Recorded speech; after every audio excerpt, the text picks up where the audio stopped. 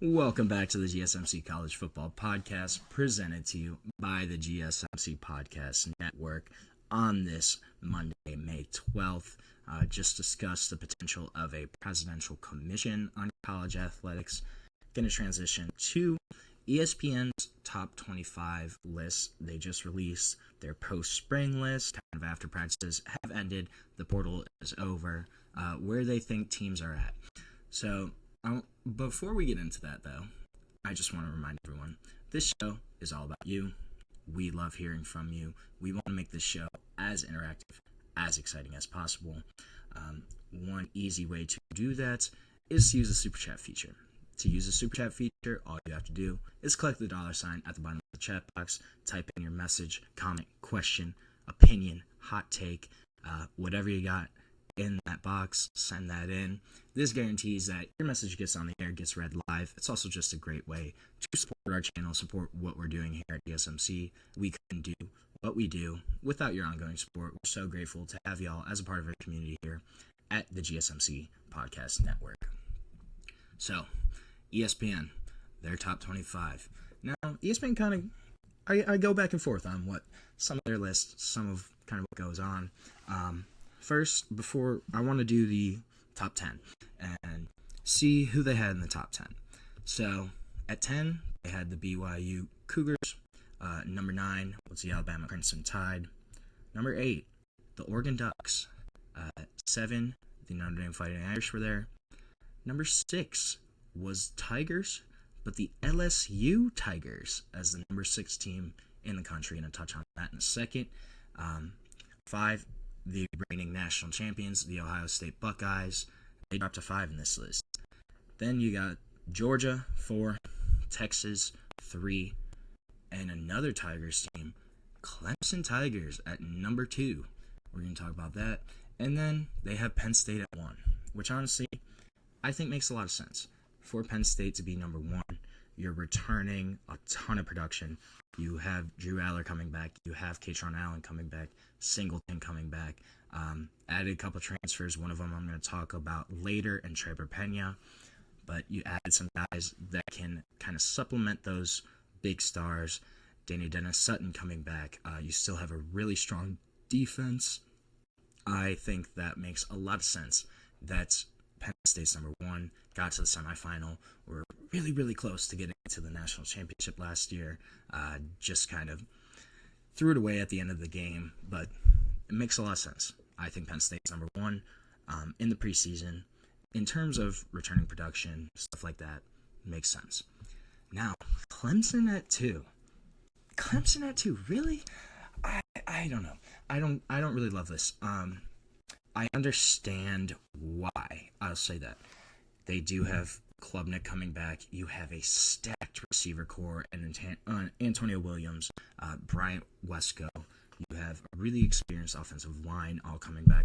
So this offense really should produce fireworks this year. Kind of don't really have a 2-player attack at running back. That's kind of one of their biggest concerns, issues right now, coming out of the spring. And then Dabo Swinney did make a big move to kind of shore up this defense, which they were second to last in the ACC last year in terms of stopping the run. They gave up 160 yards per game on the ground last year, which is pretty brutal if you consider the talent that Clemson has on that defense. Some of the guys in TJ Parker, just some of those other big-time players on defense, being second to last in the ACC in terms of run defense is really, really rough. But they make a big move.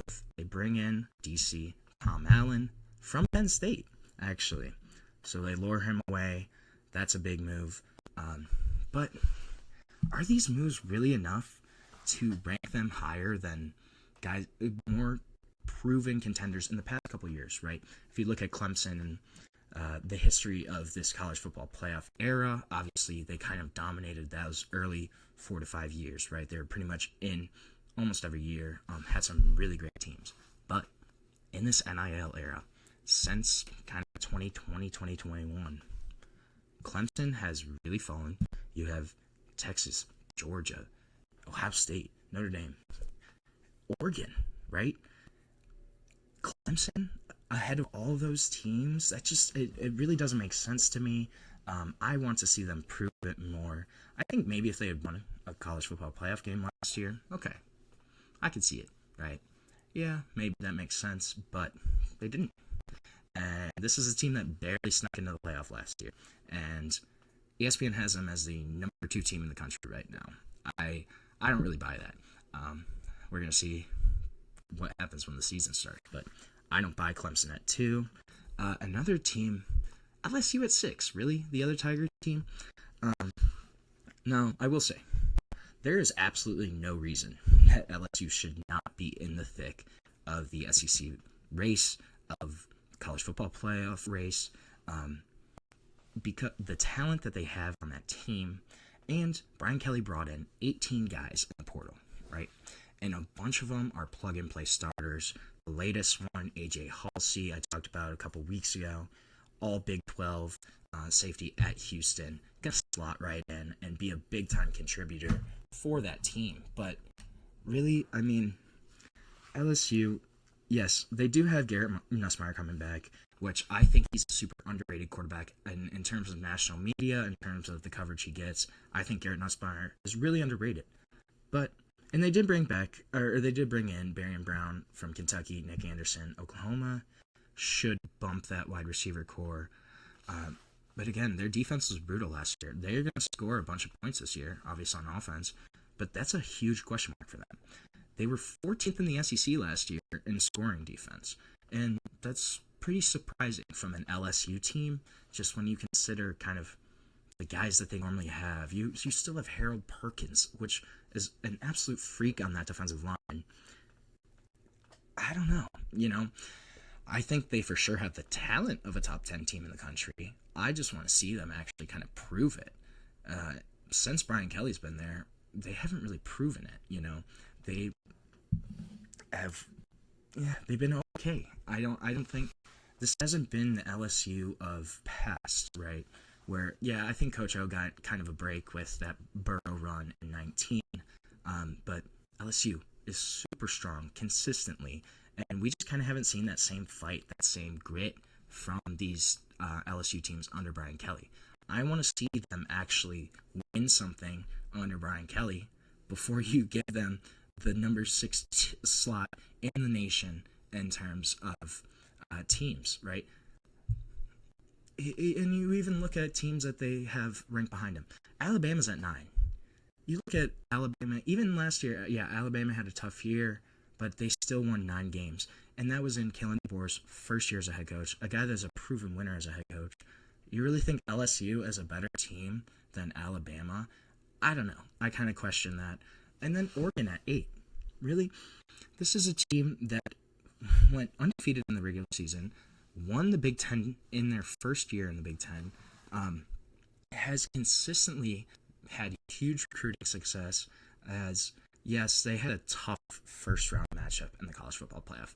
They kind of got, I'm surprised that they got the matchup they did in Ohio State. That was a pretty rough draw for Oregon.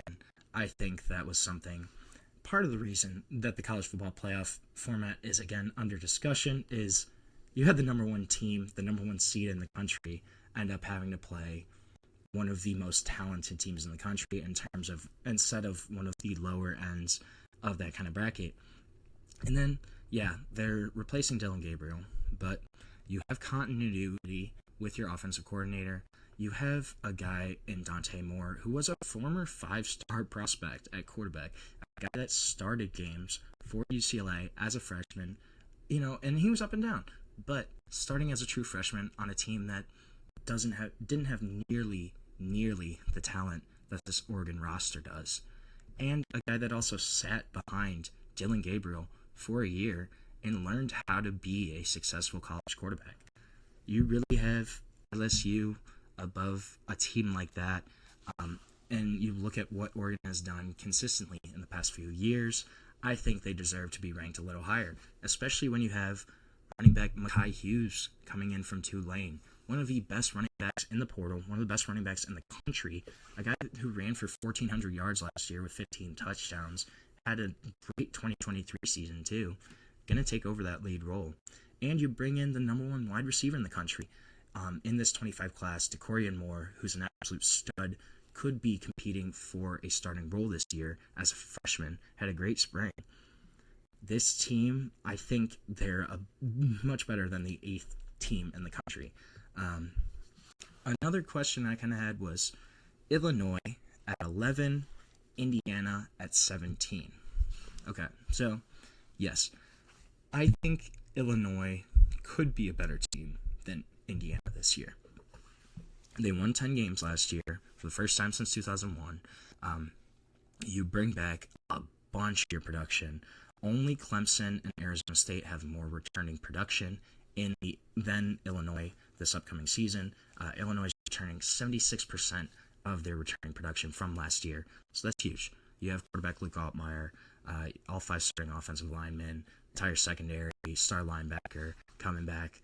But I don't know if I would have them ranked above Indiana. So yes, I think Illinois is a better team than Indiana. I will say that. I just don't know. Will they live up to that talent level? Will they live up to those expectations this year? And then you have Curt Cignetti's presence at Indiana. Indiana brought in Fernando Mendoza this year, another stud quarterback in the portal. They kind of reloaded. They still have Elijah Surratt. I think Cignetti's presence, kind of paired with Indiana's performance last year, says that they should be ranked higher than Illinois. I will preface this. I think Illinois is a phenomenal football team. I just don't know if they will live up to the expectations this year. And if you look at, these are projections, right? I would project Indiana to be better. That's just because of their performance last year, because of Cignetti, that kind of stuff. Look at the conference breakdown. This was interesting. SEC, 9 teams. Big 10, 6 teams. The Big 12 in third place with 5 teams. The ACC had 4, and then obviously independent Notre Dame was the one independent there. But this is an interesting list. We're going to see kind of how it all shakes out, plays out, when the whistle blows, when the season starts. But those were kind of just some teams that I thought may have been a little too high, may have been a little too low. So we're going to take another short break here on the GSMC College Football Podcast. When we come back, we're going to talk about defense. Does defense win championships? Is it making a comeback? Kind of looks like it after the 2024 season. We're going to discuss why and discuss if that's true when we come back on the GSMC College Football Podcast.